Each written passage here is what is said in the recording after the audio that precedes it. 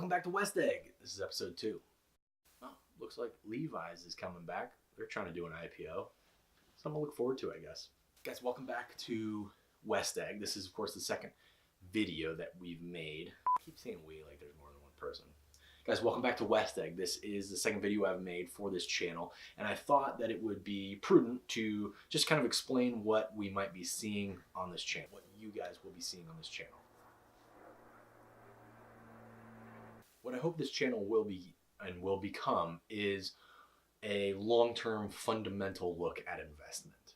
Okay, this isn't day trading. I don't have really any skill with that. I've tried it. It didn't work out. It's not something that I do. Okay, I'm more of the John Bogle, Warren Buffett school of investing, and so that's what we'll focus on here at West Egg on this channel.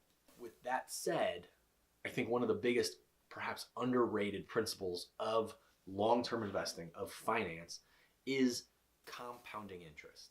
Now, I know that a lot of people, particularly who are in the finance world, kind of understand the idea of compounding interest. It's this exponential growth of an asset because of calculating multiple times a year the value of it and then being paid the dividend, right? These are dividends that you get from stocks.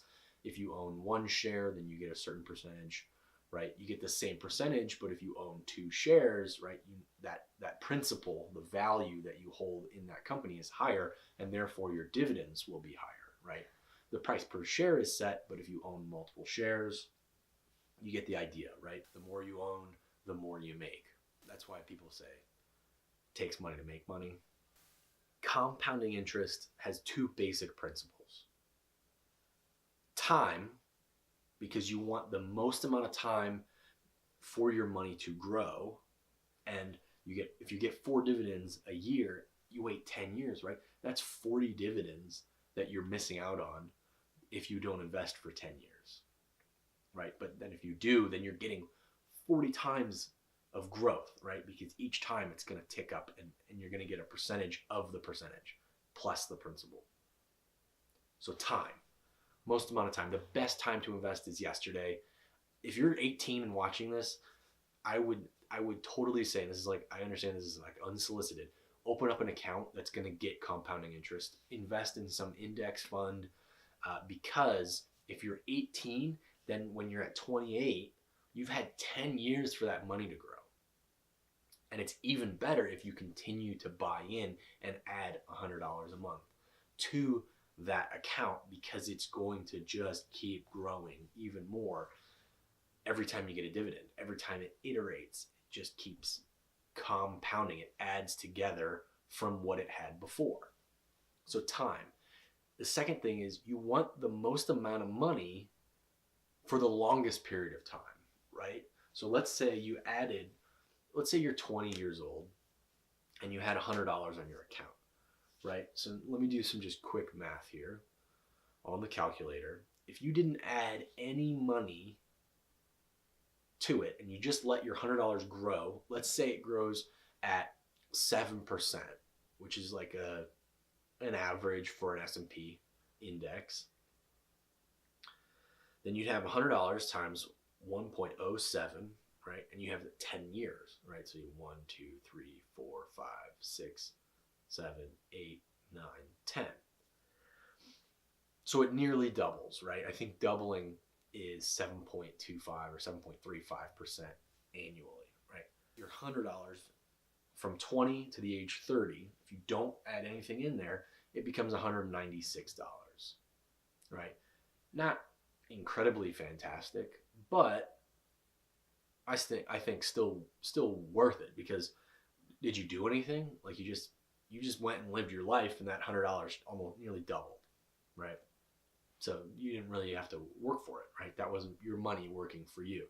Now, let's say you more actively participated in the growth, and each month you added $100 into that account. So each month is $100, so $1,200 a year for 10 years, but every year it's growing at 7%. So you would take your $100, and we'll just say it's $1,200, right? Times 7%, add $1,200 plus 7 times 7%, at 1,200, right? So that's the basic math behind it. Okay, so with that compounding interest accumulated over 10 years, and remember our example, $100 a month or $1,200 a year with an average growth rate of 7% each year. Okay, so at the end of 10 years, you'd have, and I just did it up on Excel here, you'd have $18,940. For comparison, if you just saved $100 a month without any compounding interest, you would have $12,000, right? 1,200 times 10, 12,000. Okay. But because you put it into an account that has compounding interest, you're making an extra $6,940 that you didn't have to work for. It's just there, right? So that's only 10 years and you've got an extra $7,000. Extrapolate that through another decade and then another decade and then maybe another decade. And that's how Warren Buffett has built his net worth, his empire of Berkshire Hathaway, and the number, of holding companies that he has is through compounding interest. Give it time and put in as much money as possible as soon as possible. And the best time to start investing is today or even yesterday. Those are the two basic principles. I think that is the basis for everything that's going to come from this channel, is just the knowledge and just the understanding that compounding interest is so powerful when it's utilized and taken advantage of. When you start early and start often. Guys, thanks so much for watching West Egg. This is a channel that I want to be finance, investing, but not necessarily day trading and kind of that fast get rich quick stuff. This isn't buy my class and whatever else. I think education should be free, and I just want to put the information that I've learned and that I hope to learn on this channel out there for people to use to benefit their own lives and kind of increase their own financial literacy and financial experience towards financial freedom, financial future that is successful.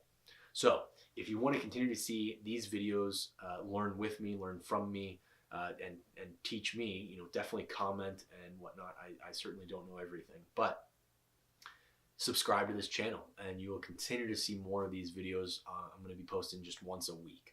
You can also, there's an Instagram, West Egg News, West Egg _news. I'll put that in the links below. And then you can be on Twitter as well. I'll respond to anything like that. Again, my name's Jens Tuin, and this has been West Egg, where it's new money in the future of finance. So a lot of people ask me where I got West Egg and new money in the future of finance. And really the biggest reason I started this was, one, the new money part is I don't have a lot of money, and any money I get is new money. I didn't come from wealth, and so I think that's what has driven me to kind of learn more about it. Like, how are these people who are wealthy and who did come from money? How do they keep it? How do they get it? What can I do? So there's that new money aspect of it. West Egg itself, the name came from The Great Gatsby, the book by F. Scott Fitzgerald, where the main character, or I guess a character, Jay Gatsby, I guess you could make the case that there's, other main characters, but Jay Gatsby, the Great Gatsby himself, lives in a neighborhood outside of New York City called West Egg. Contrasted with it across the bay is East Egg, which is this old money, kind of institutional families in society, but then also in finance. And so I always read that book and identified more with the people from West Egg. So that's where West Egg comes from. New money in the future of finance. Future of finance,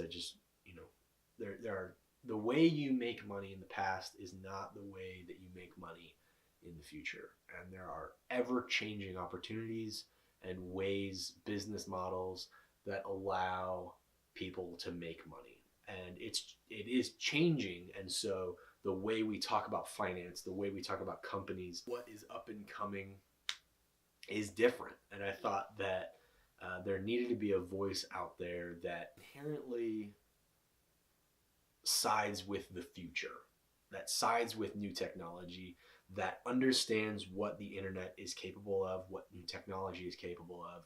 I think with a lot of current financial institutions, news outlets, and whatnot, there's a lot of naysaying about what can happen and what is possible.